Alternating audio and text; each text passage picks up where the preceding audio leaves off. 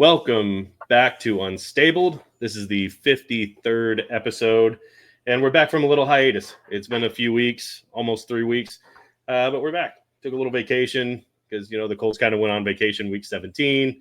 I know they got to win week 18, but who cares? But we're back. We got Justin, as always, at Kingmaker_DFF. How have you been, man? Oh, man, been pretty decent. Just getting to enjoy some winning football on TV. Yeah, and we're going to talk about that. But I was about to get ahead of myself. We're both here in Houston, and we had a little snow flurry, some pretty low temps. I know people up north are like, y'all are pussies, but when you get 19 degrees here in Houston, that's not something we get all the time with snow, and you don't actually get to have too many snowball fights here, but it was fun. Kind of shut down the city for a day and a half, but yeah, we gotta enjoy those moments. Yeah, for sure. But we are at 74 subscribers, looking to get up to 100. Obviously, we more than that would be much appreciated, but right now the goal is 100. Help us get there. Likes, share, subscribe, hit that notification bell so you don't miss anything. Yeah. I had started a new job, so we've been I'll admit that I've been a little bit lacking on reels and whatnot, but I'm going to try to get back in the swing of that. So, little bit of vacation mode after the Colts, season mercifully came to an end. Yeah. And we got a little bit of a consolation prize when Gus Bradley was fired, and we didn't even really get like a bottom tier toy at the carnival in return. We got Lou and I don't even know how to say his name. Anarumo. Anarumo, yeah. And my whole thing was, Chris Ballard, I talked about for like the last year and a half. I don't understand how he can keep his job if the Colts miss the playoffs this year. And here we are, missed the playoffs, less than 500. And Irsay is like, yeah, this is good.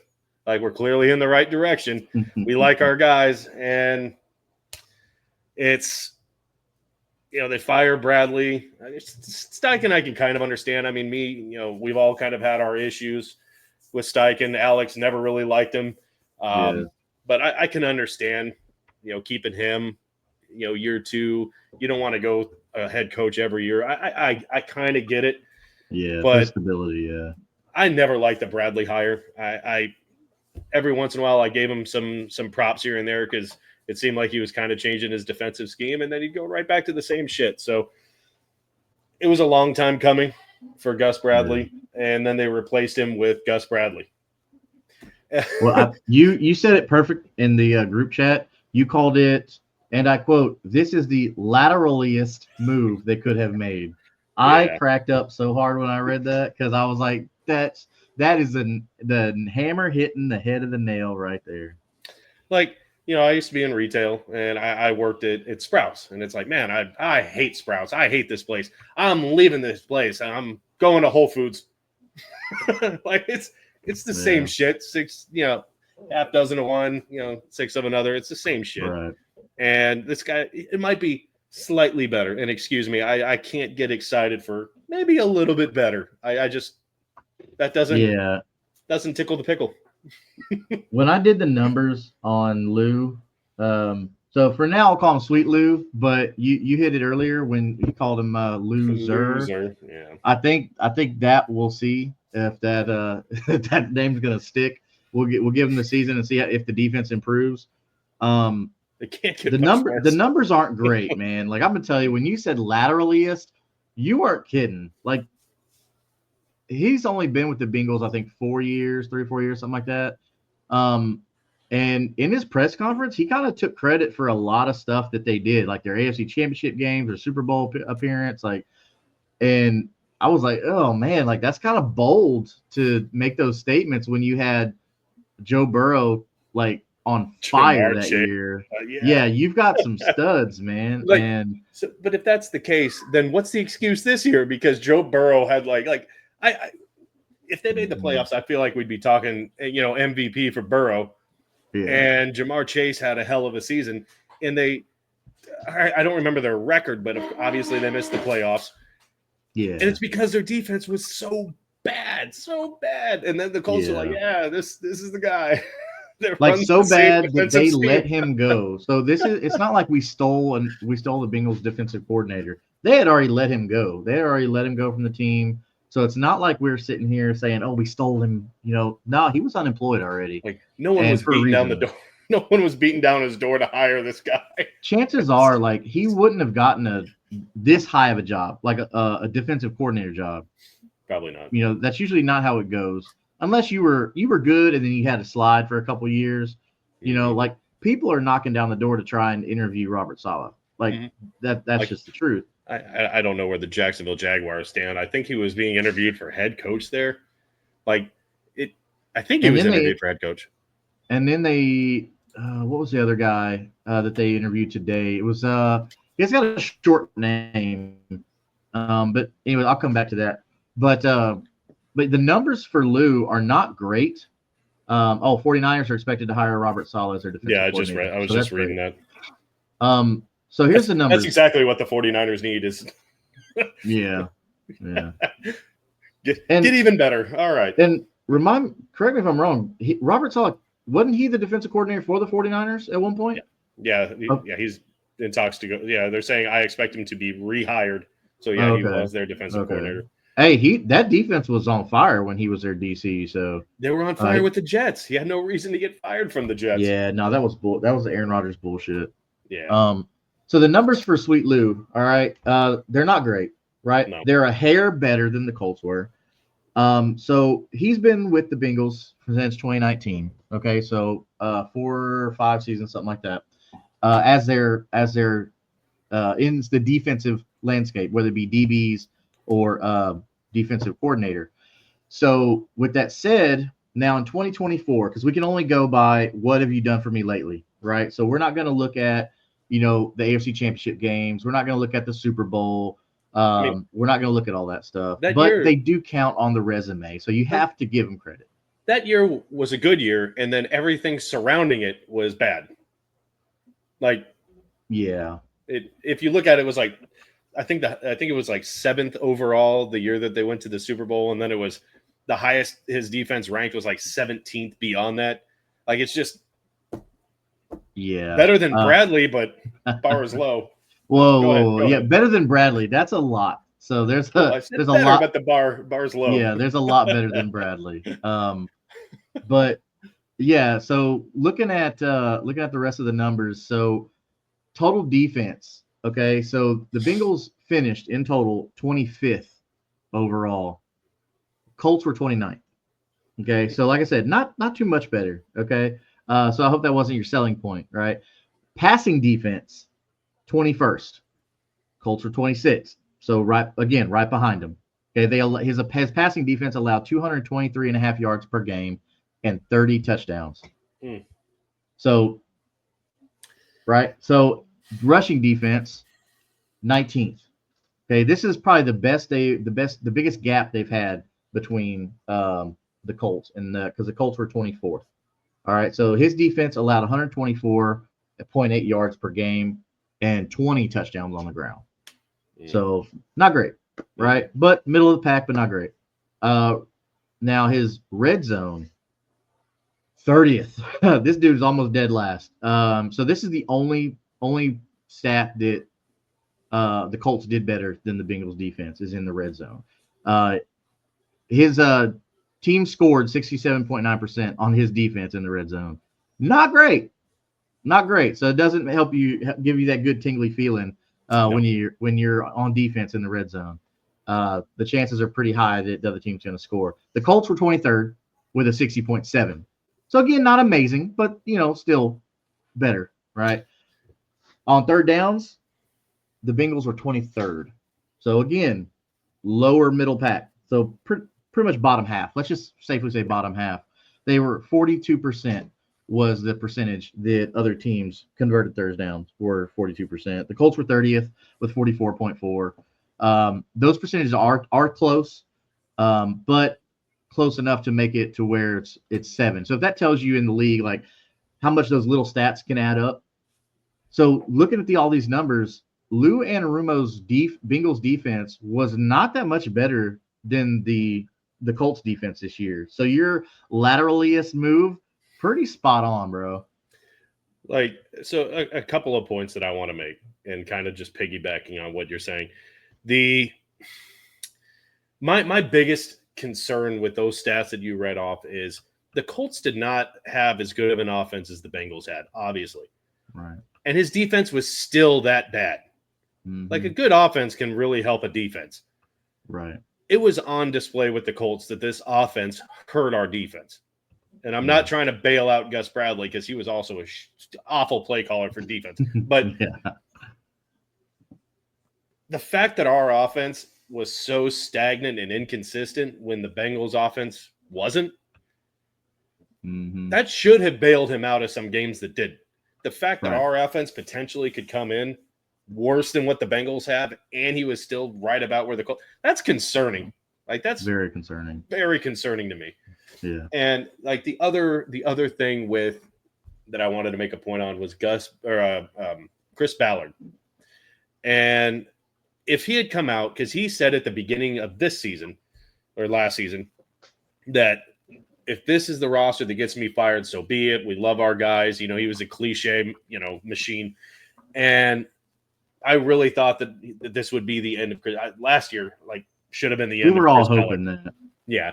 And the Colts fell on their faces, with a thud again this season, and he's still here. I can't explain it, justify it. But if he had come out and said, you know what, I fucked up. Like, I wasn't aggressive enough. I understand these things. I know we needed to clean up our secondary. I know there were moves that needed to be made. And I said I liked our guys, and I dropped the ball. I should have brought in people. If he had just taken some fucking responsibility and said, you know what, I messed up. I'm going to change these things. And you know what? I'm going to back a semi up to Robert Saleh's house that's full of cash. Yeah. And I want this defense to be better. And instead we get this fucking guy who's bargain bin Ballard. And again, after he comes out with the conference and says he's going to do all these things, be more aggressive, and then you do the same thing that you always do. Yeah. You went out and got another yes man, another guy that's just going to be like, yes, Chris Ballard. And I already know what's going to happen going into this offseason. We know we need a corner. We know we probably need a safety. We need a linebacker. We need a tight end. I don't know if we really we need some more depth on the offensive line. At times they look terrible. I mean, they were starting 3 rookies, so I kind of give, We may have a huge concern on offensive line if things do not go our way. Like, I don't know if the fans have really looked at that, but there's a chance. Like, we've got 3 guys that will not be back. Yeah. Like, I don't think Kelly's coming back. Obviously, and I hate that we wasted Quentin Nelson's career, but he's on the back 9, and he had he was like, he still had he made All Pro this year, but he still had a couple of rough games in there in between where he was hit with a future Hall of Famer that you just wasted his career. You wasted that man's career. You wasted Kelly's career. Now you've got, I think, a lot of talent in Bernard Ryman. I think Bordolini was solid. I think Goncalves was solid wherever he played. I thought he was really good. But it's like, for him to come in as a rookie and step in the way he did, like, kudos to him, man. That shows good. Like, even if you don't get another a good shot in your rookie deal with the Colts, like, another team's going to see that and they're going to bring you in and give you a shot. I just don't have a lot of faith in that right guard. I don't have faith in Braden Smith to stay healthy. Like, there's concerns there, but this also leads me to believe that Ballard is going to do the Ballardiest thing with the 14th pick and either drop back, or he's going to be like, I'm going to take an edge, or I'm going to take, a guard. Like, right now, the 2 biggest positions that are screaming in my face, I don't trust Juju Brents to stay healthy. I think he's played like 5 games in his career. Yeah. I like Jalen Jones as a 2. I think Womack has earned a spot on the roster. Obviously, Kenny Moore's our slot corner. I have no beef with Kenny Moore. I don't trust Juju Brents to be the one because he hasn't been on the field. Like, he has the size, speed, athleticism to be everything you want in a corner, but he's never there. Right. So corner is probably my biggest issue. And then tight end. Our tight end group sucks. I think Mo Alley Cox can block, but we don't have We don't have an NFL starter caliber No. tight end on the roster, and that's why a lot of fans and a lot of analysts are pushing for the Colts to draft Tyler Warren in the first round. I mean, I can see it. I can see how it helps us. It definitely gives Anthony Richardson another weapon, especially since he was so bad in those short to intermediate throws. That would help him out a lot to give him a quality target. But then again, Josh Downs eats right there, so and they've got to work. We've already talked about AD Mitchell, but yeah, the tight end position, like that's something we have to address. Not we should, like we have to figure that out because we don't have a quality guy. Grancy can't catch a cold. Mallory has not lived up to his potential, which breaks my heart. Mo Alley Cox is not a starter in the NFL. He should have been gone 3 years ago. I've said it every year. I don't know how he keeps a roster spot. Yeah. We just have a bunch of just random people playing tight end. Yeah. Like Will Mallory's the only one that even had like any kind of name, like big name coming out of college. And they've pretty much wasted him, or he's wasted his career, like however you want to call it. But yeah, you're right, dude. Tight end's one of them. But I'm sorry. Go ahead. Your next one was what? No, you're good. And of course, Jelani Woods, another guy, all the potential in the world, the size, the athleticism, the freak speed, can't stay on the field. Like I would say, based on his size and speed, he should be a tight end one on most rosters. Yeah. He can't be on the field. Same with Juju Brents. Like I just have no faith. Like we're gonna ride with Jelani. Should we? Like if he can stay healthy, he can be tight end too. Like if he can stay healthy, he can be our second tight end, and then it's a prove it. But right. I've got no faith in either of them. And then you got to look at safety, and then you got to look at linebacker. No one can blame you for linebacker. not having faith, man. If someone's not giving you a reason to believe in them, don't believe in them. Yeah. Like how's that old saying go? Like fool me once, shame on me, or shame on you, fool me twice, shame on me. Like come on, man. Like when are we gonna learn this lesson? And I know a lot of people out there are quarterback is the worst position, and it was like it's hard to fight it. Like again, Anthony Richardson, half the time not available, and some of the time when he was there, he wasn't available. Like your franchise quarterback, man. Come on. Yeah, he did get better after the tap out, but I mean, again, like bar kind of low, like it was pretty bad going into that, but all you could do was improve, I guess. But it's like this team I thought would be close to competing, and this season was a reality slap that man, there's what 8-9 or whatever, but it didn't feel like they won 8 games this year. It's just no. I think it's because they didn't deserve to win 8 games. No, I mean, but I have to agree with something that Ballard said in his press conference after he basically was read the riot act by the Irsay family. Is I agree in the fact that Anthony Richardson did show some good things. We did see what we all thought he could do. Mm-hmm. He just wasn't able to put that together all the way. Like, could you imagine the season that could have been if Anthony Richardson played like Anthony Richardson did against the Patriots on that last drive? Like if we got that Anthony Richardson most of the season, it would have been way different. Way different, yeah. But it's his ability to put that together. Like we were so used to like Peyton Manning being able to do that week in and week out. Andrew Luck week in and week out. Now it's like Anthony Richardson. It's like few and far between performances like that. And it's like, and it sucks that we're gonna have to get used to that, But how many times are we gonna have to say this has got to be the leap year? This has got to be the year he puts like it gets old. Well, I think it's a pretty foregone kind of conclusion that he's got one. This is his last year. Like for Ballard and Richardson, like you've got Richardson on a rookie deal, so you could get his 5th year, right?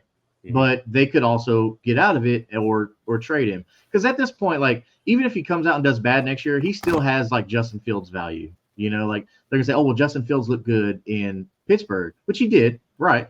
But that I don't think Justin Fields was the issue of Justin Fields. I think it was more of the Bears, plus Justin Fields was still learning how to play in the NFL, which not all these kids are coming out ready for the NFL game. That's what a lot of people don't realize. The NFL is way different than college. Just because you won a Heisman in college doesn't mean you're going to be anything. Like, how many Heismans have we had that come into the NFL and just bust? Like, come on, man. It's a different game. Yeah. And I don't know, man. I usually go into every season hopeful and optimistic. There's like, oh, it's a new season. Anything can happen. And it's like, I just feel like I know that Ballard is going to do the same Ballard thing. Yeah. And You're not wrong. It's so difficult to get excited for 2025 season. Like, of course I'm going to watch. Of course I love football. Like, I'm not like, I'm done with the team. Right. I'm not jumping off the bridge, but right.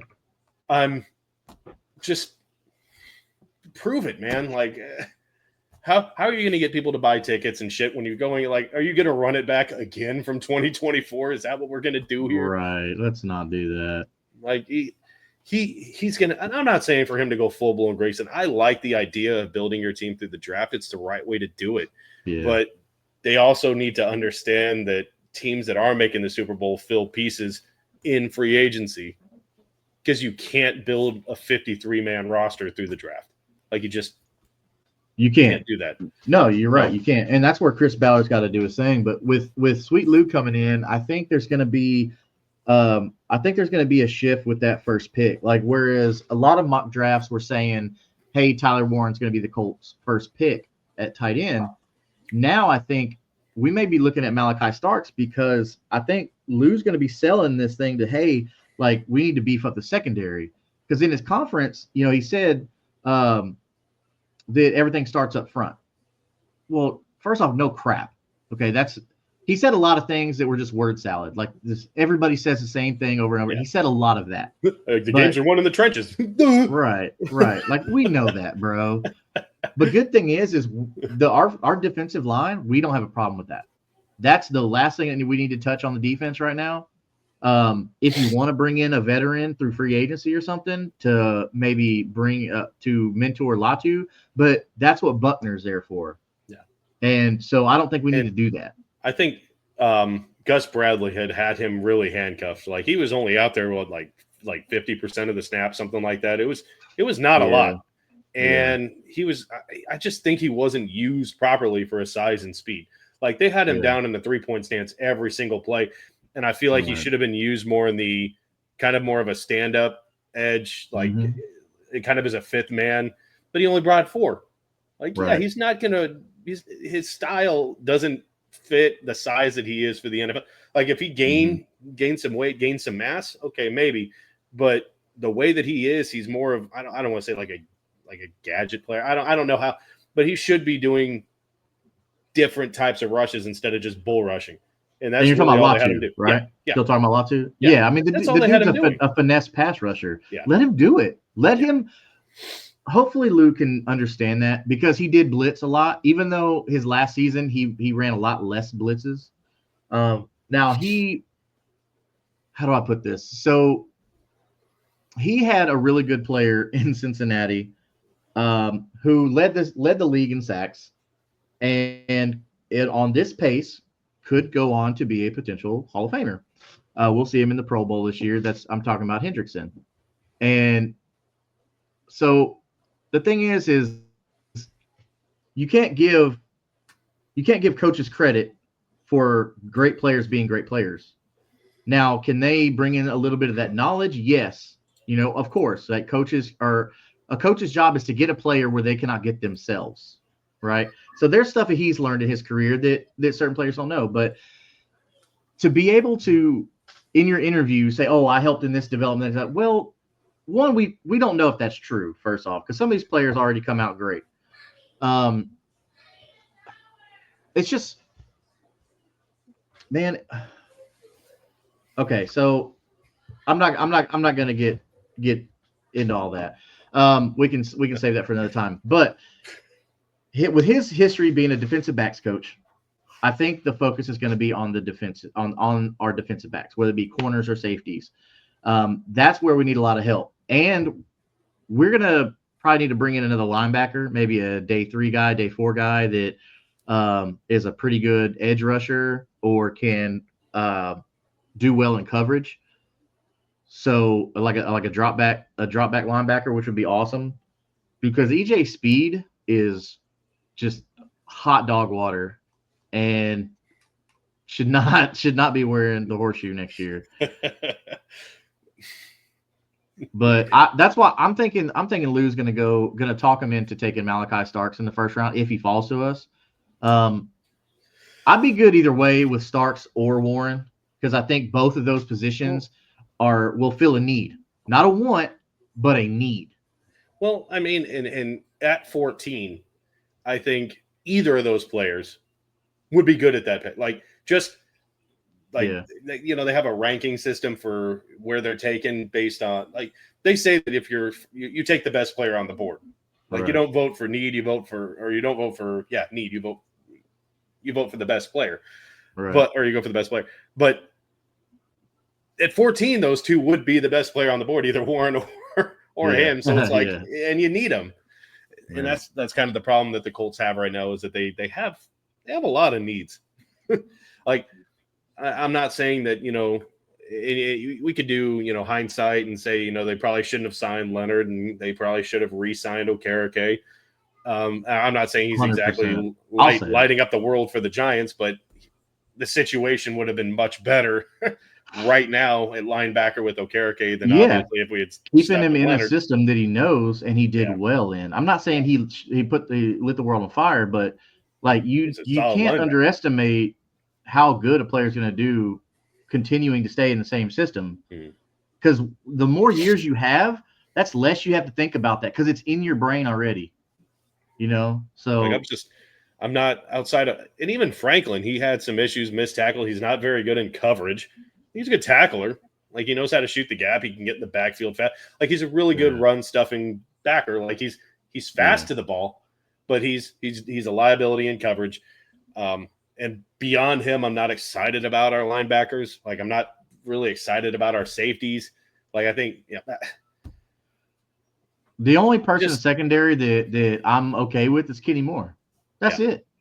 Yeah. Outside of that, you know, I mean, you know, maybe Juju Brents, but as far as excited, it's Kenny Moore, and that's it. And it's not even close for me. It's a drop off after, like, Jalen Jones, for where he was drafted and how he performed, he was a very pleasant surprise in the secondary, but he still got beat. He still, you know, it was expected. He was like, what, a 6th round, 7th round pick. So, I mean, he wasn't going to be late round guys that don't cost you anything.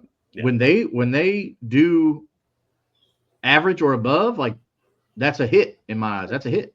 I'm comfortable with him being the corner too, but we don't have a number 1 corner. You could say Juju, he's never on the field. We don't have a corner 1. Like, we're just being we need a corner, need a safety, need a linebacker, need a tight end, maybe need a quarterback.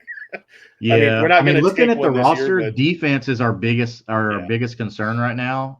On offense, for me, it's really just tight end on offense. Like, that's it. I think, honestly, like, tight end is the biggest business. I know our secondary's cheeks. I know, but like, tight ends are what's supposed to block and bail out the quarterback. And we had no tight end.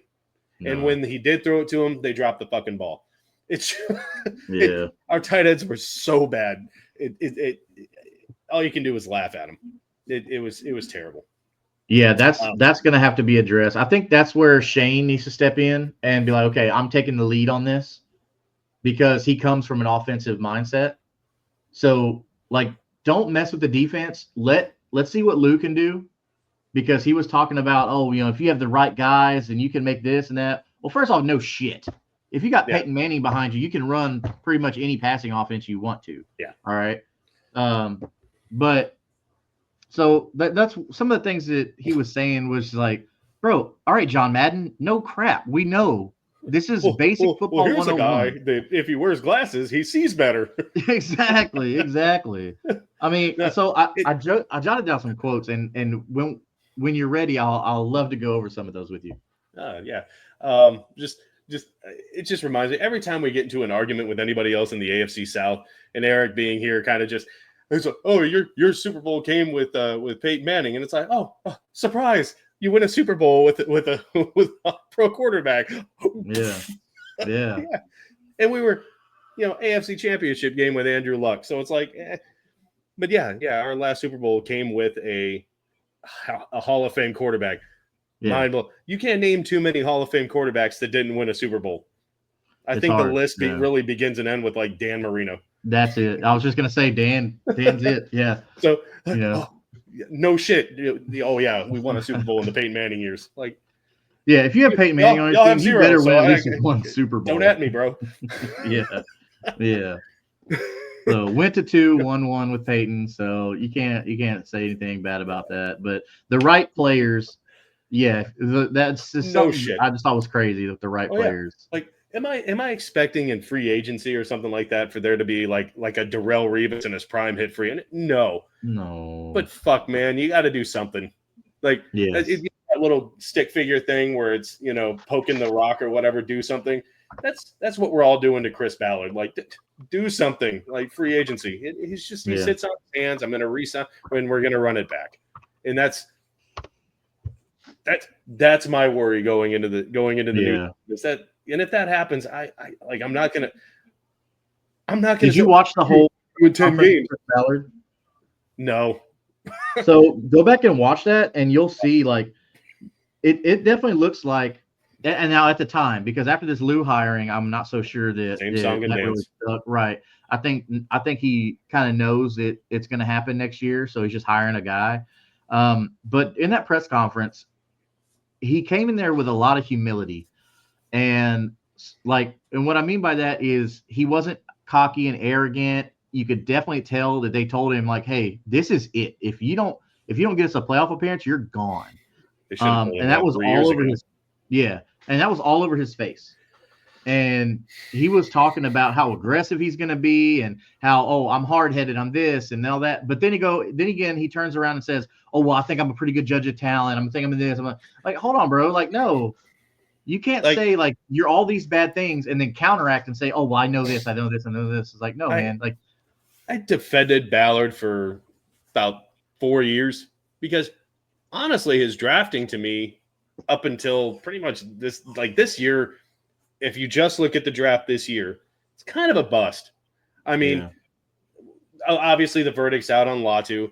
I think he was very underutilized, but based on production and if you look and if you're stat watching, this draft class sucked. They didn't perform this year. And I think 3 of his draft picks were off the roster before the season began. Not even on the practice squad.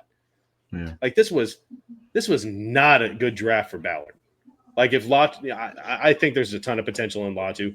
I think there's a ton of potential in Adonai Mitchell, but he looked bad. Like he couldn't catch anything. He he had a couple of big plays, but it's just overall this draft was not good.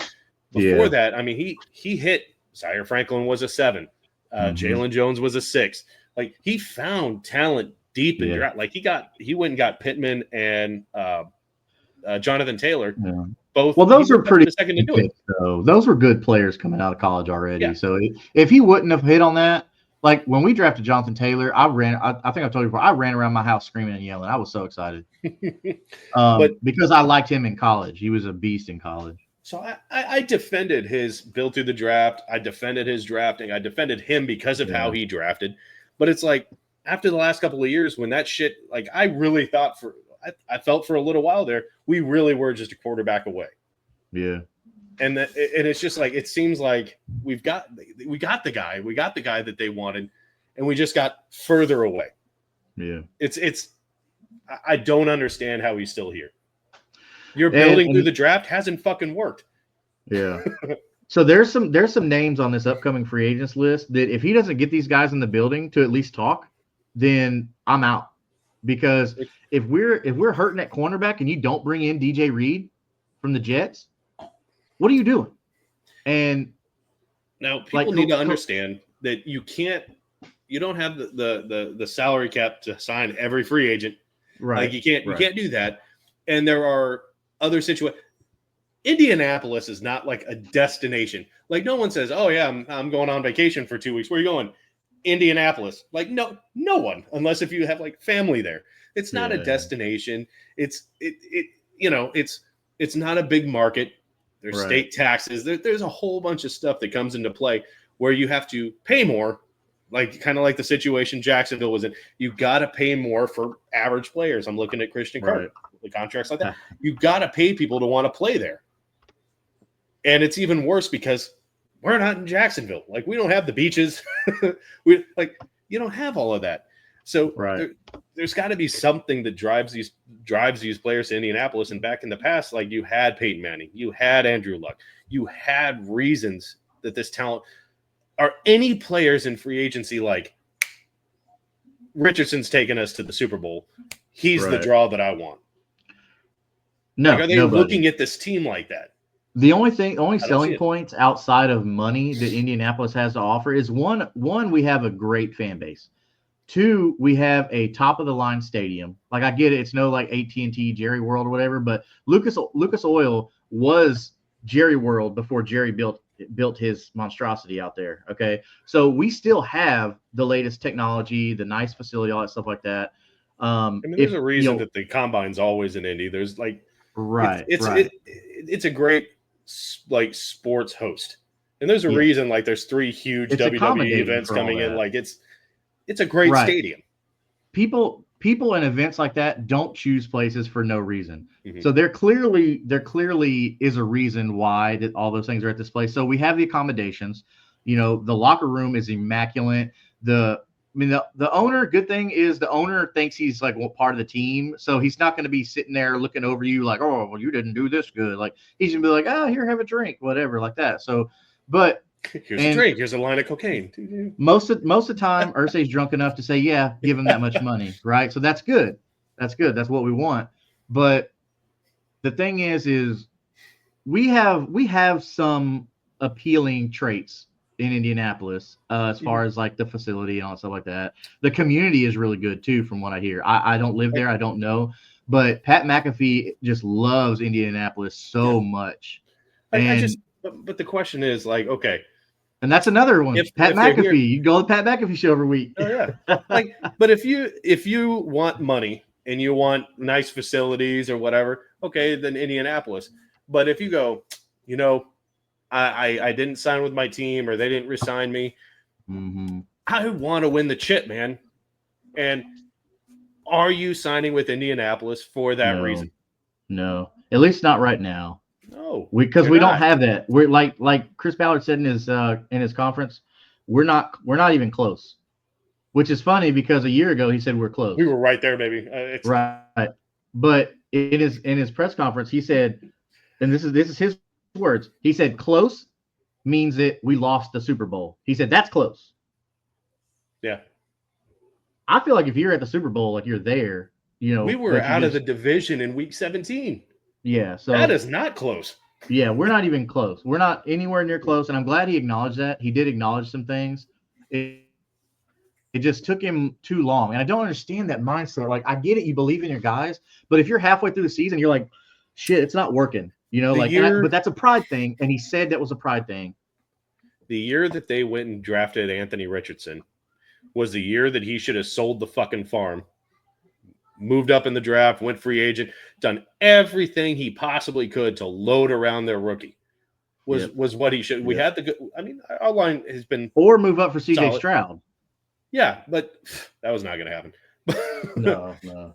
But it's so frustrating to know that a quick turnaround is possible. And you look at how bad like Washington was. And I think it's a good segue to the championship games. Bro. You look at how bad Washington was for so long. And then they go and grab Jaden Daniels, who has looked really good, like kind of what we hoped Anthony Richardson would look like. And now they're in the NFC Championship like that. It's just it's because they built their offense around their quarterback. They're not asking their mobile quarterback who, Anthony Richardson's got a cannon, right? But he has no like little gun rifles to shoot medium shots. He can only shoot that howitzer down the street, So that's the problem is you didn't build around that. You still think like, oh, okay, we can just run the same offense and it's no problem. Just no, bro, you can't. Alec Pierce is down there somewhere. Like that's that Miami Tua Tyreek Hill shit. Like it how far did it get them? So you can't rely on that shit. You can't. And like you said, they didn't build around him. And then when they said all chips are in, you still didn't do. You don't. He doesn't even have a tight end. Like he's got nothing. I mean, you've got Jonathan Taylor, but I mean, they don't know how to use him. They pulled him in the fourth quarter. This team is so frustrating, and it's, you could make the argument. Okay, well they were, 6 point. They lost to the Texans by a combined 5 points. Okay, so they were 6 or 7 points away from winning the division. That's still 2 losses though. At the end of the day, that's 2 losses. Doesn't fucking matter. Fast and fear. Inch or a mile. Stop talking about shoulda, coulda, woulda, or almost. Right? We lost. Like what do they say? What's that old saying? Almost counts in horseshoes and hand grenades. Yeah. Like that. Almost is still a loss, bud. And and that just tells me that you weren't good enough to close a game out. Yeah. That's all that tells me. You're not close.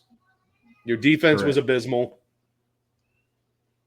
And you ran it back, and then they were bad again. It's just the strength should have been the front seven, and they got less sacks. The only time you should ever run it back is if you just won the Super Bowl and you have everybody coming back. That's the only time you can run it back. If you didn't win shit, what are you running back?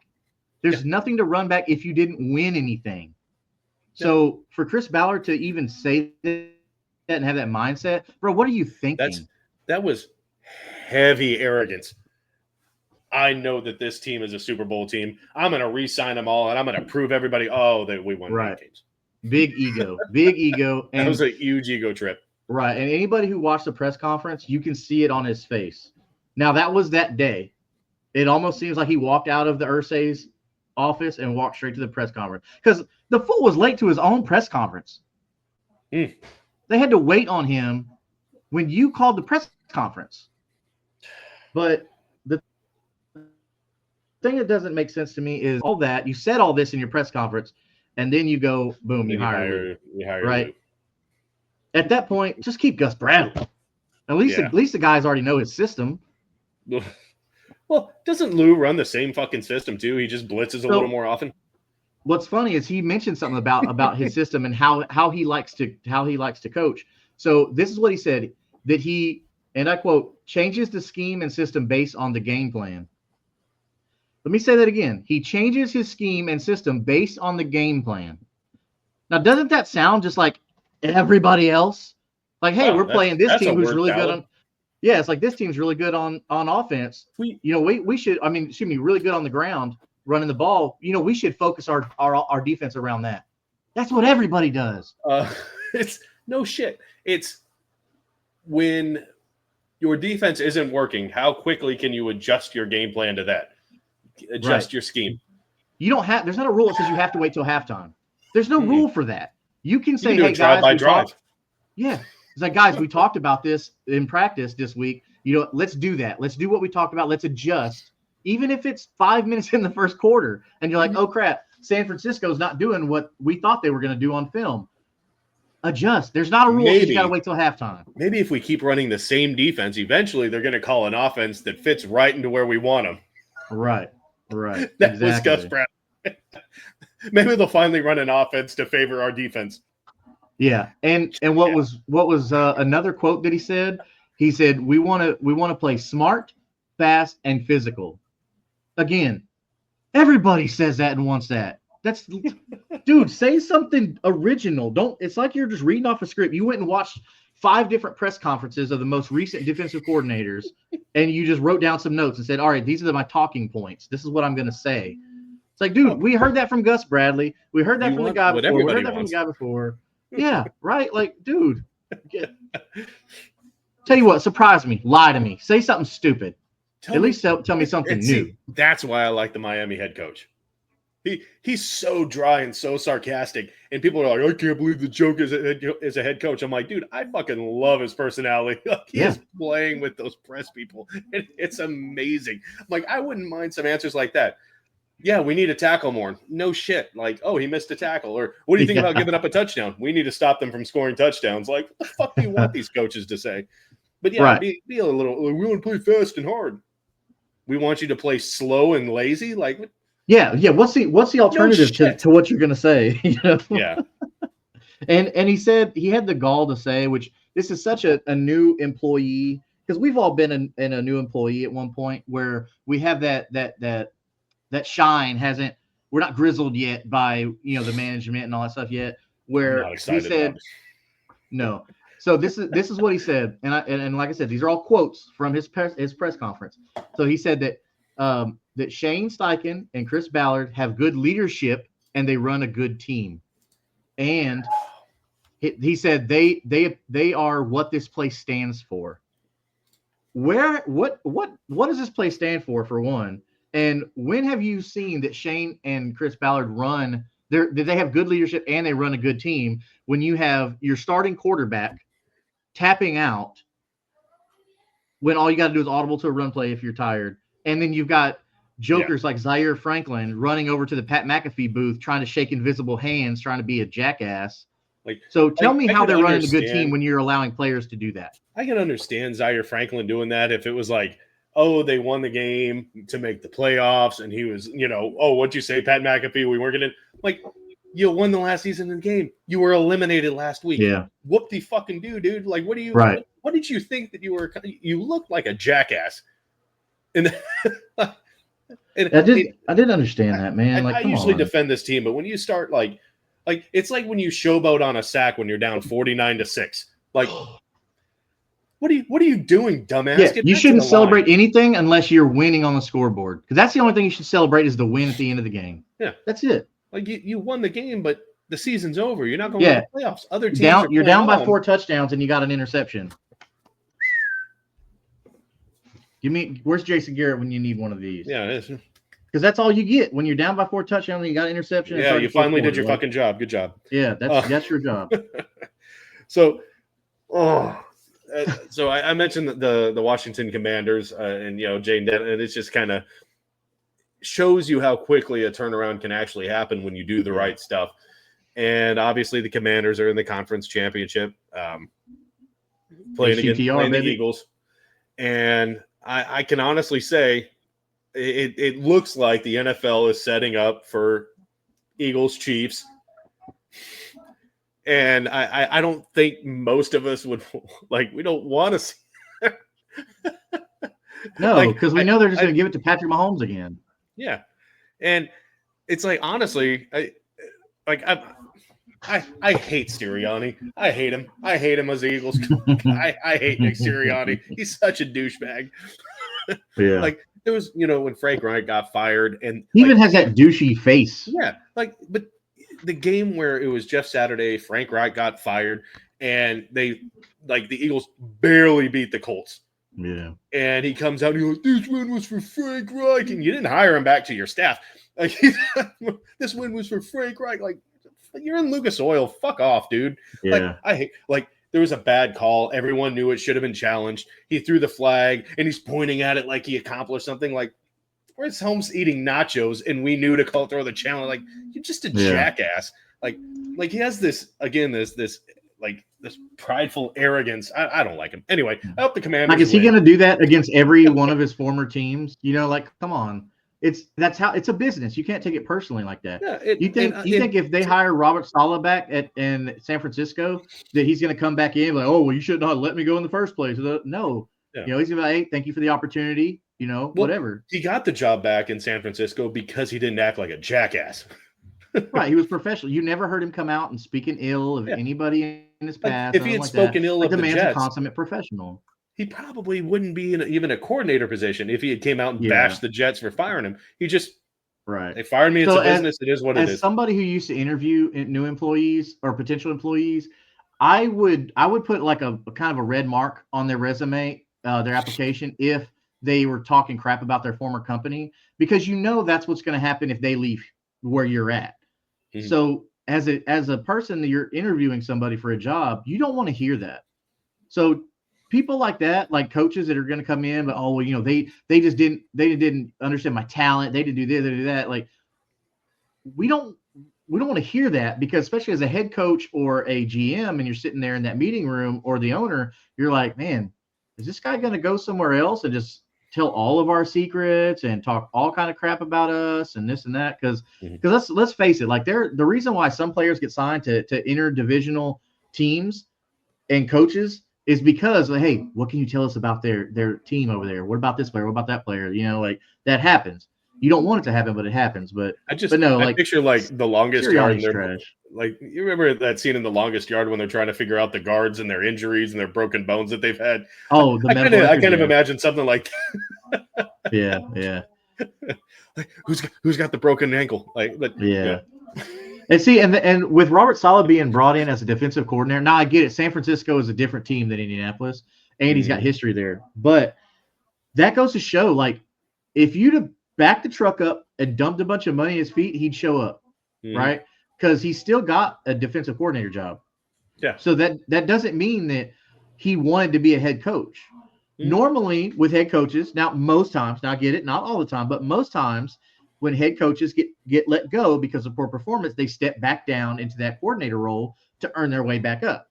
Right now, sometimes there has been a time where, hey, this head coach got let go. The next year he's over with another team. That happens, right? I get it. But if Robert Saleh was going to be a defensive coordinator again, why is he not our defensive coordinator right now? Yeah. Like, if you get him in the building, you don't let him go. Yeah, I don't think there's no telling if the Colts made a phone call to him. There's no idea. I never saw a single report that they reached out to him. I saw a couple of like Dennis Allen. I know they were looking at. There was a couple who would be a good coordinator also. But Saleh's name never came up. So I'm like, did they not even call this guy? I think that's BS. If they didn't even call Robert Saleh for an interview, shame on you, Chris Ballard and Shane Steichen. And or saying just shame all around. Yeah, it's shame from the what was that? Like Game of Thrones. Shame. Yeah, shame. Just all the time. March him around naked around Lucas Oil. Yeah, I don't get it, man. It didn't make any sense. And I'm with you too. I don't remember seeing anything about them bringing Robert Saleh or even scheduling an interview. Because it's not like you had to ask permission. The dude, he wasn't under contract. He was unemployed. Yeah, exactly. So it wasn't hard. You could have interviewed the dude a month ago when you knew, okay, Gus Bradley's probably gonna be gone. Let's go ahead and like talk to Robert over here. Let's go have a steak, and some whiskey or something. Yeah. Yeah, beside the point, they've got Lou, not happy about it. Yeah. I hope I'm wrong. I really do. I hope he's a great defensive coordinator. I hope he shapes the defense up. I hope Ballard changes his tune and all these things happen. But it's like I've been saying that for a few years now, and I have no faith that it's going to happen. I hope I'm wrong. I'll be more than happy. These are the guys that they brought in, confirmed interviews. This is on A2Zsports.com. So Wink Martindale, who was the Michigan defensive coordinator. Before that, he was the defensive coordinator for the Jets. So he worked under Robert Saleh. So at least you would have that system. Dennis Allen, like we just talked about, which, Dennis Allen's proven twice now that he's not a head coach. So that's fine. You don't need him to be a head coach, but he's proved every time he's a really good defensive coordinator. Yeah. And then Ephraim Banda, who was with the Browns. He was the Browns safety coach. I don't know if that really is a good qualification. I would never write that name on my list, but and then Steve Wilkes. Browns pass. Yeah. And then Steve Wilkes, who got let go by the 49ers. He was there in 2023 as their defensive coordinator. And then of course Lou, Sweet Lou got the job. But I think what just about really every name on that list the job was better than Lou. Yeah. Maybe not Ephraim Banda, because I do got to give Lou a little credit for the success the Bengals had with going to the Super Bowl and all that stuff. Because on a resume that if they would have won the Super Bowl, then it'd have been different. Then it's like, okay, now you have a Super Bowl winning defense coordinator. Wins championships and they didn't win. So correct. That's correct, sir. But let's just go ahead and pivot to the conference championship games because I still got a little activity that I want to do. So let's go into the conference championship. Look at the Commanders and Eagles. I've already said I think I want the Commanders to win this game. I hate Nick Sirianni. I'm tired of the tush push. I'm going to say Commanders. I'm going to go with the Commanders. I'm going to say they ink out like a 20-17 win. I'm probably wrong. Eagles probably going to win, but I hope it's the Commanders. That'd be the story, man. Jane Daniels gets the Commanders that'd be pretty sweet. Yeah. And I don't have any issues with the Commanders. I don't like Sirianni with the Eagles. Yeah, I'm with you. I'm gonna be Team Washington all the way. I'll say it because my brother and my dad have been a big fan of the team for a long time. I mean, as long as I can remember, right? But I mean, HTTR, hail to the Redskins. So I'm gonna say I'm going Skins. I heard this today. The Skin Manders. There's somebody calling them the Skin Manders, but I'm going with the Skins over the Eagles. I'm with you. I would love to see that happen. Not a huge Jalen Hurts fan, just because I think he's very one-dimensional. But I think Jaden Daniels has been phenomenal, and hopefully they can keep that rolling. Yeah, I hate the tush push. Like, I understand I hate it so much. I hate I know a lot of people do, and I know there's a lot of people that are like, it's part of the game. It is. I'm like, I just hate it. Like, I'm not saying they should ban it. I just hate it. I mean, heck, line Buckner up at running back, and he'll push Anthony Richardson, and there you go. We got our own tush push. Yeah, there you go. And pivot. I don't think I even need to ask. Bills.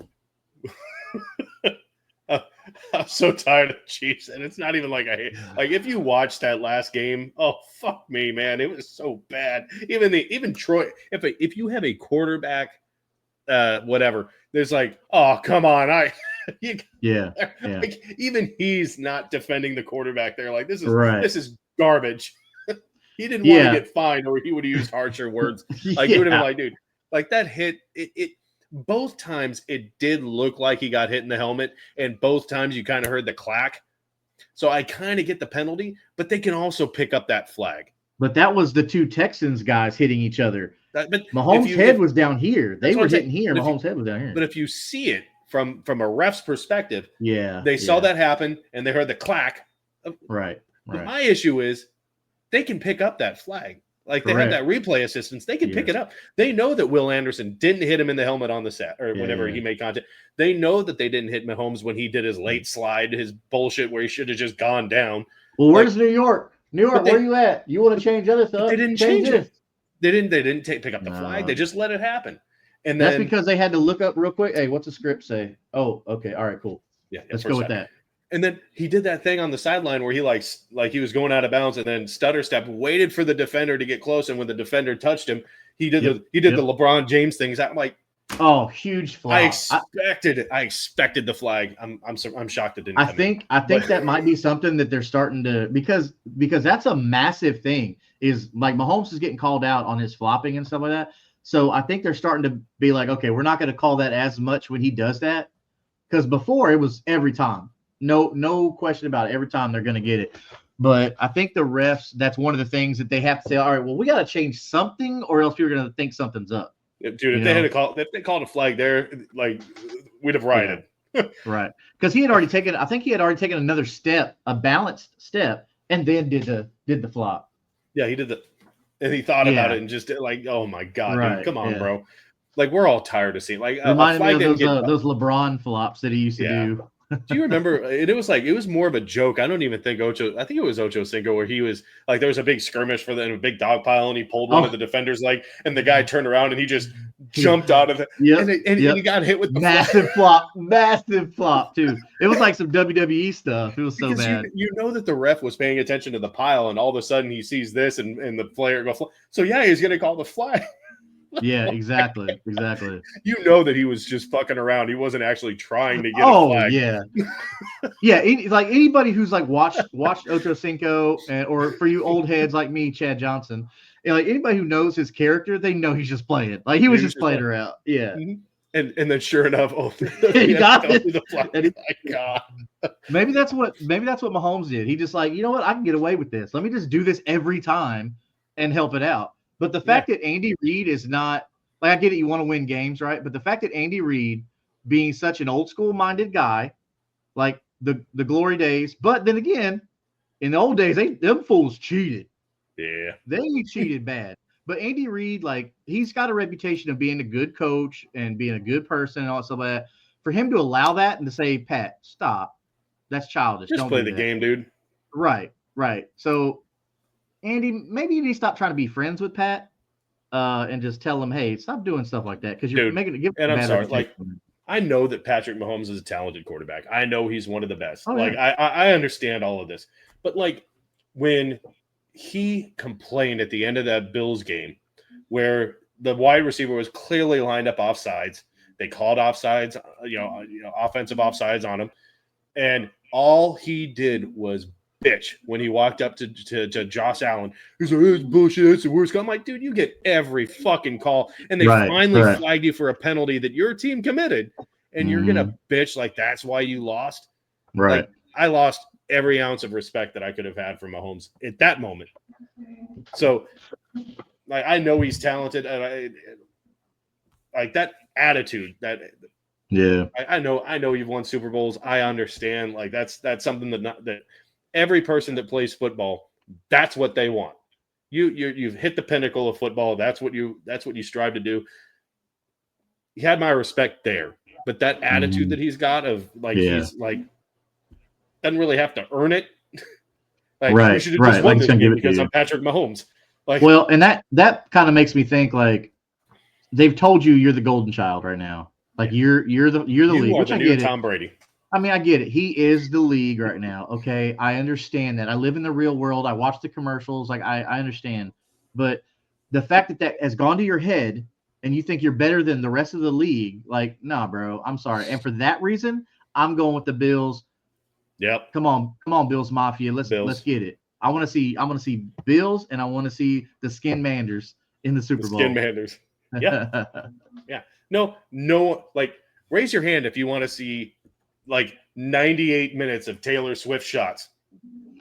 God, shoot me now. Yeah. Fucking no one. No one wants. Like, there's a reason that she's not performing the halftime show because she's already going to be there drawing whatever Swifties. Like, and you don't just get Taylor Swift, you get Brittany Mahomes and her psycho eyes.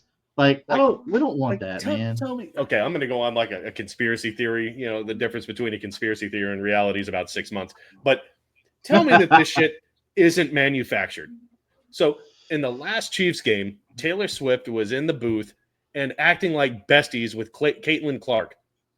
These two girls are in totally different universes. She just came out of college and she's in the WNBA.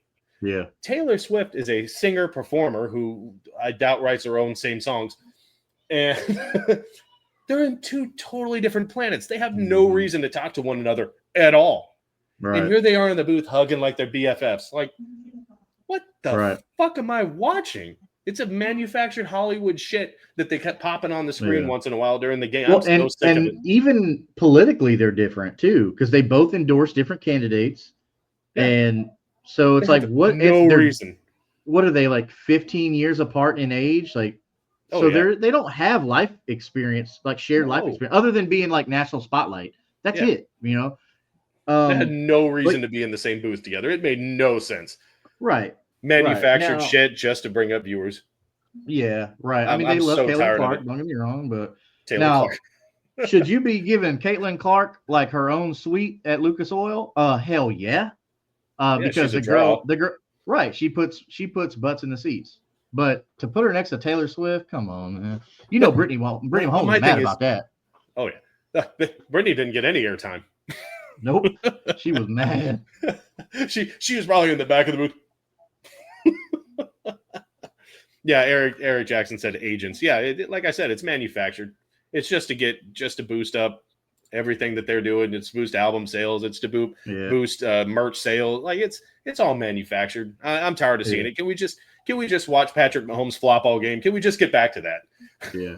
Well, don't now correct me if I'm wrong, but the past Super Bowl performers, didn't they do that like right before dropping like a new album or a tour or something like that? Well, like I feel like that was part of a promotion thing. Yeah, I don't care. They don't care at all. Paid to perform at the Super Bowl. They get all their money off of merch, album sales, streams, shit like that. They don't make any money playing the Super Bowl. They make a fuckload of money because they performed at the Super Bowl. Yes, but exactly. Yeah, and I'm fine with it. I'm okay with that. It's just the reason why, and I don't want her performing the Super Bowl halftime show either. But the reason that she's not is because they're already getting the viewership off of her just for being in attendance. Yeah, They can have a yeah. whole nother draw You're at the getting the halftime show. Swifties watching the Chiefs games just to get one Yeah, glimpse of Taylor Swift, yeah, which yeah, is and it's weird. Like, come on, man. It's not like you're meeting her in person, yeah, it's but they're the whole environment around the Chiefs, I'm out on. Like yeah. and Travis Kelce. God, don't get me started on that. That Uh, dude. Anyways, but yeah, uh, I'm pulling for a Bills, Commanders, Redskins, whatever you want to call them, yeah, Super Bowl. Bills And of course, Commandos. I'm going Washington all the way. I want Washington to win now. Now that the Lions got thrown out, I really wanted the Lions to win because they have never Yeah, won, man. And I this was such a great team that they put together. I think I'm with you there, man. Like I think if it is the Commanders and the Bills, like yeah, Commanders. That would be like the story, man. Shane Mm-hmm. Daniels comes in. They say, yeah, that'd be awesome. Yeah. I talked too much shit about Josh Allen in the past. Like he was a red zone turnover machine. What do you want me to say? Yeah, I caught so much heat on Twitter or X or whatever because when I did my preseason fantasy football for quarterbacks, my rankings, like how I expect them to finish at the end of the season, I had Tua above Josh Allen, and I explained myself. I did that because Tua had so many weapons and Josh Allen didn't, and that's what I was going off of, right?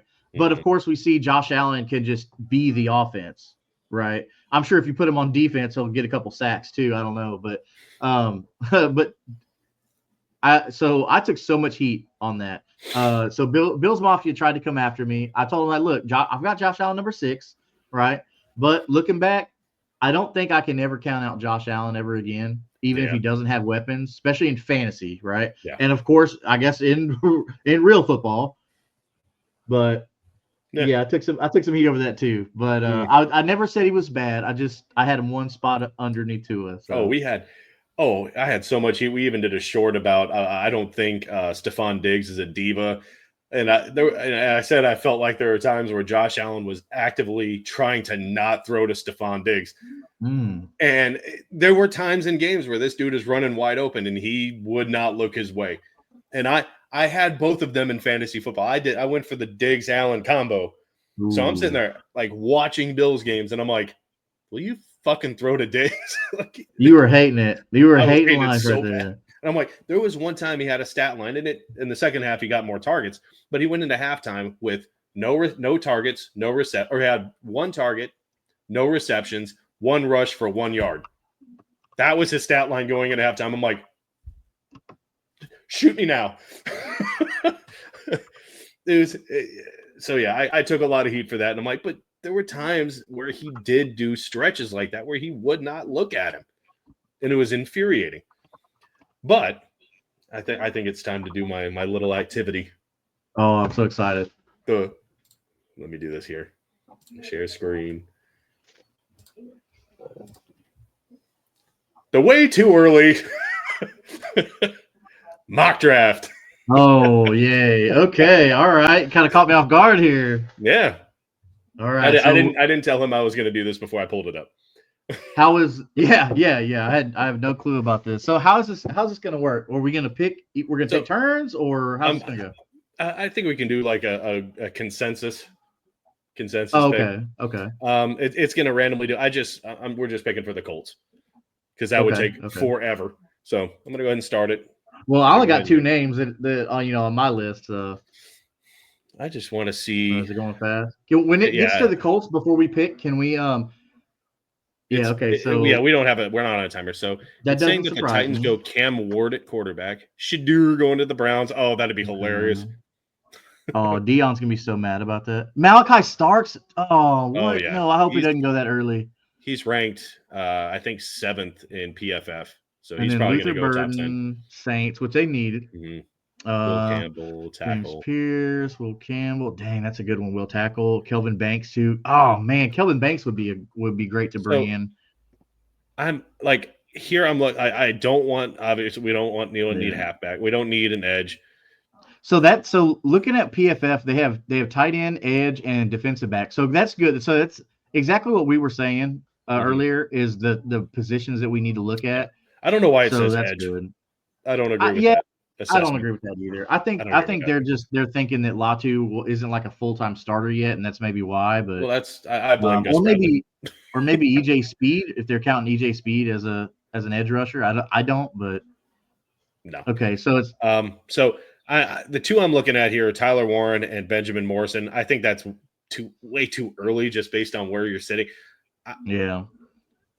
I don't like going tackle here, even though I said our offensive line could use a boost. I don't like it. If Kelvin Banks was there, then I'd go Kelvin Banks, I'm no looking Tyler doubt Warren. about it. Yeah, I like the Tyler Warren pick here. Who else do they have best available right now? Let's see. Okay, no, Ashton obviously not Genty. Yeah, Mike Green. I They don't don't think we like need an that. edge. Yeah, Tyler Warren's definitely the best fit. Josh, Only because we need a tight end. like Kelvin Banks and Malachi Starks are taken already. Yeah, I'm just gonna go. Is this the full or just the first round? I did full 7 rounds. Hell yeah! But okay. it'll speed through it. So it cool. Bear Josh with us, Simmons, 20 of our viewers. Bengals, Ashton Genty. Wow, okay. Jack Sawyer. Nice. Should do it in the Browns. Everybody that's watching right now, though, hey, look, we have a mission this year. All right. We're going to try and break 100 by July, and we're going to try and get 150 by December. Yeah, so help your boys out. Go ahead and hit the like and subscribe. Go ahead and share it. If you like what we're saying, cool, hit it up. If not, cool, hit it up and then never watch again. And look, it doesn't help us out. We don't make money off this. We're doing this purely because we love you guys and we love football and we love Colts football. Mm-hmm. So help your boys out. So who do we got next? We got? I said linebacker. There's one from Alabama right there. I'm not taking an edge. National championship Buckeyes though. Yeah. Still, man, another edge. Gunnar Helm. Oh man, you could have got Gunnar Helm in the second. Gunnar Helm was pretty good. He's no Tyler Warren, but he's a pretty good tight end, man. Fuck it, let's do both. We shouldn't have any of these tight ends on here next year anyway. Just clean house. Can you imagine? Just go double tight. Gunnar Helm, freaking Tyler Warren, run it. Like Gunnar Helm is a man playing against boys. Like that's a massive individual right there. Let's see here. I'm not liking a lot of this though, based on what's there. I'm looking. Caleb Johnson. That's gonna be so. Any of you fantasy football fans out here, especially you dynasty guys and girls, Caleb Johnson, somebody we're gonna be talking about. That dude's a monster. He's so good. He scored really high in his film, and we'll be going over that too. So, I like Caleb Johnson. We don't need him. Obviously, we got Jonathan Taylor. I'm not saying we shouldn't get a running back in like the 5th, 6th, or 7th if a good one falls, just as a backup, because I think we kind of noticed our backups are dog poo poo. Yeah. So outside of Jonathan Stewart, we were not doing well on the ground. See, I'm thinking linebacker here, honestly. I'm with you. I think that's going to be a good pick if he goes Jihad Campbell. Maybe safety. Those are really good numbers right there. I mean, Xavier Watts. Yeah. Only because that's a big need is the reason I would go secondary, because it's a passing league, man. Yeah. Yeah, I think I'm in agreement. I think I would go because there's no corners right here. I mean, we could probably get the same corner later. So I'm liking safety here in Notre Dame. I like it. Let's go safety. I know PFF isn't going to like it. I don't give a shit. They can shove it. I wonder what grade we're going to get on this. And I want to give a shout out to Isaiah Michelli on 3rd and Teal over there with the Glitter Kitties. He's actually the one that kind of gave me the lock-in for PFF to do all this. So he gets a special shout out. Hey, thank you, Isaiah. Thank you, Isaiah. Hey, and something else that would be good about Xavier Watts, like if they were to try and bring him in, is like he's already in Indiana. You know, like going to Notre Dame. So it's not like it's a far drive for him. He can just get his beanbag chair and all his ramen noodles and just come on down to Indianapolis. And right now I'm looking corner.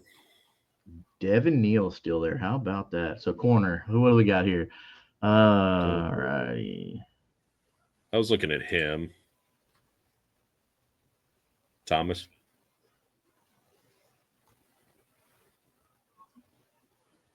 I don't hate it.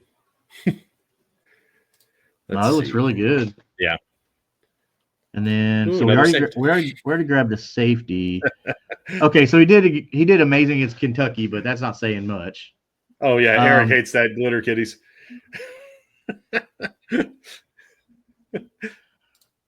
Judkins is still there. Wow, no glitter kitties.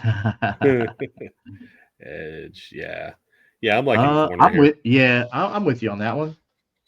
Okay, Because I'll I do mean, it. our big glaring need right now is on our defense with secondary. And see, you know what? We hit tight end, we hit safety, we hit corner. I still don't agree with PFF saying we need an edge. I know that sacks were not bountiful for the Colts, but at the same time, we had Gus Bradley, so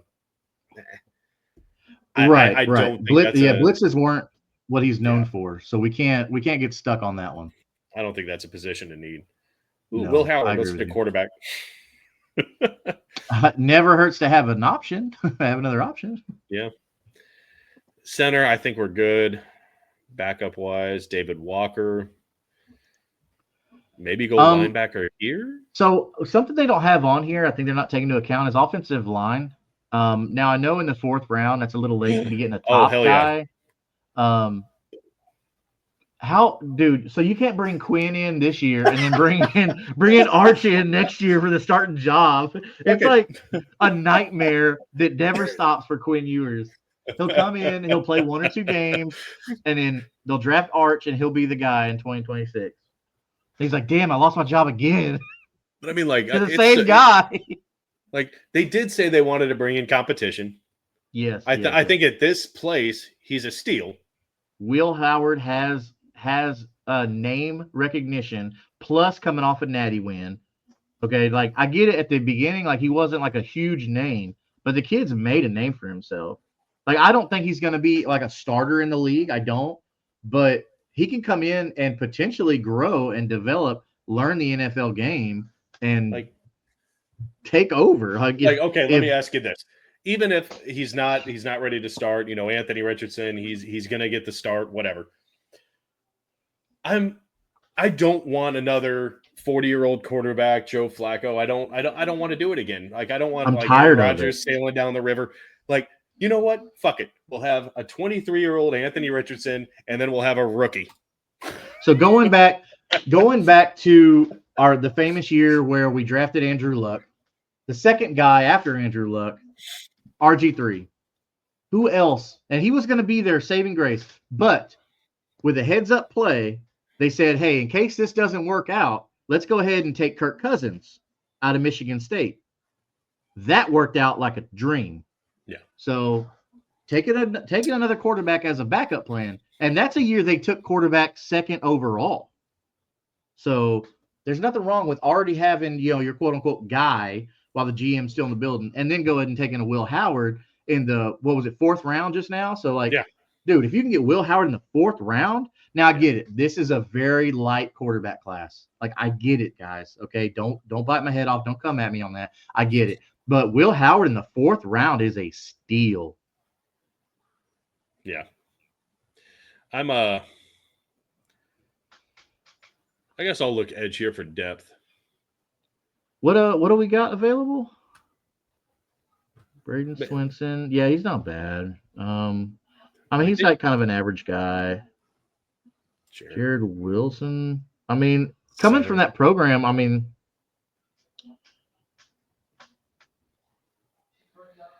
edge, David Walker.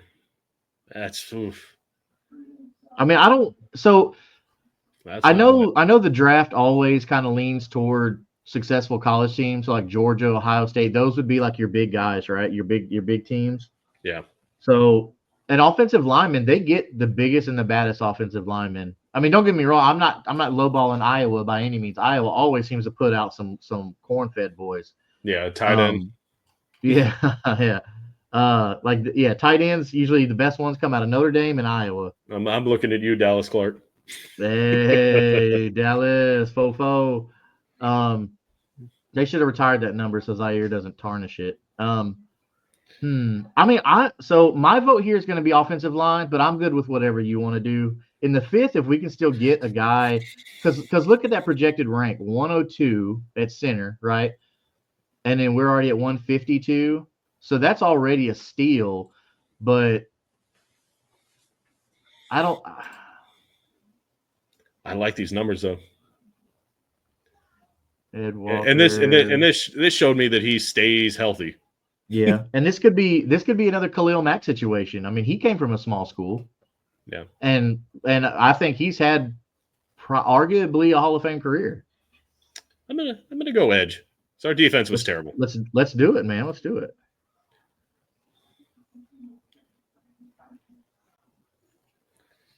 So look at the picks again. Click on your picks. All right, so we're looking at Tyler Warren, so that seals up the tight end room. Xavier Watts, secondary. So we went secondary twice. That's good. And we got some big names there, so we don't have a bunch of busters. Will Howard, solid backup quarterback. David Walker had really good numbers. So I'm liking how this is shaping up, man. This is looking really good. Where are we at? There we are. So we are in the 6th round. Center, and he's still there. So we were able to go a whole nother round, and he's still sitting there. Yeah, that's awesome. That's awesome. You got to go with him, dude. And that's a steal. That's got to be steal of the draft right there. And like coming from Georgia, he's had the best training, like the best facilities, the best coaching that college can offer. So, I mean, I feel pretty good about that one. That's good. That's a steal. Let's see if any surprising names. Tonka, that's an awesome name for a football player. His name's Tonka. Brew McCoy, I know that name. He's not really a killer, but who we got? Oh, we could have got Jackson Dart as a backup. That's not bad. Not bad. Linebackers, tight end. Linebacker, interior. Shiloh Sanders. Shiloh Sanders. hey, you got to bring in Shiloh just because his daddy is Dion, man. It's going to give me such a low grade if I take a second safety. Now, viewers, we're not saying Shiloh is going to be Dion. We're not saying that, okay? But you're saying there's a chance. But if you want to talk about it, hit me at Kingmaker_DFF on whatever platform you want, and we'll talk about it. I'll go linebacker late. This seems like a Ballard pick here to go linebacker in the 7th for some reason. Yeah. 44. Let's do it. Let's do it. Is that Teddy or Tedier? Tedier. It's like Dirte. Like, don't try and fancy it up. Dirt. It's like, what's your name? Tedier. You mean Ted? Teddy? What do we get? Come on. Let's go A-. A- here. Come on. Let's see. Where is it at? What does it say? What's that say up there? A-. Boom. It says M Green has a higher potential rank. Okay, we don't care though. It's not. It wanted us to go edge over time. Like, okay. No. Well, you can hit them with the DX and suck it. I love that. That looks so good. It said we needed an edge, but it gives me a C+ when I went edge. It loved my Will Howard pick in round 4. Oh yeah, I bet. Where's that Jared Wilson A? All right, good. Yeah. If that wasn't the steal right there, look at that. Projected 102, got him at 189. That's amazing. That's what you want to see right there. Yeah. That's awesome. Move over, Chris Ballard. Man. Jeff's in the hizzy. Oh yeah. This is awesome. Dude, we should try and do something like this. So on one of my schedules and stuff for the fantasy football is I had mock draft Mondays. Now I know there's other places that they do mock draft Mondays, but that's something that I want to start, and I want to see if you want to be involved with that. That way we can look at not just Colts, but fantasy football stuff too. Yeah, like looking at rookie for the incoming rookie class. Yeah, and we could. I know we can do like a mock draft. We can do the whole first round, not just the Colts. We control every team.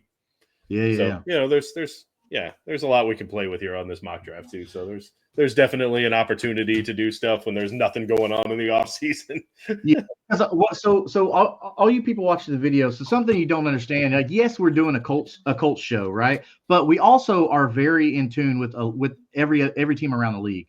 Okay, so you want to tune into that stuff because we might have some insights that you may not know if you follow other teams. So come on in, We'll do those mock drafts. We'd love to have your interaction. Hey, who would you like to take at this selection? Things like that, and we'll see where it falls. So definitely make sure you hit that notification bell for when we go live and be a part of the show. Yeah, for sure. We always like the interaction, but I think it's a good time to wrap it up. Wrap it before you tap it. I think it's a good point to stop. It's getting late. Got work early in the morning, so we'll let you go. Make sure you jam on that like, share, subscribe. Help us out. Help us get to 100, and then hopefully 1,000 soon. It doesn't cost you anything to tap that thing, guys. Nothing. Come on. We're not charging you anything yet. we do have a merch shop. Okay. Oh. Just do the Peter with the violin. Give me money, give me money. No, but, exactly. But yeah, we'll see y'all next time. Thanks for joining us. We'll probably recap the Super Bowl next week, or I'm sorry, the championship round next week. But yeah, make sure you be on the lookout for us. We'll see y'all next time. Y'all be good people. All right, later. See y'all next time.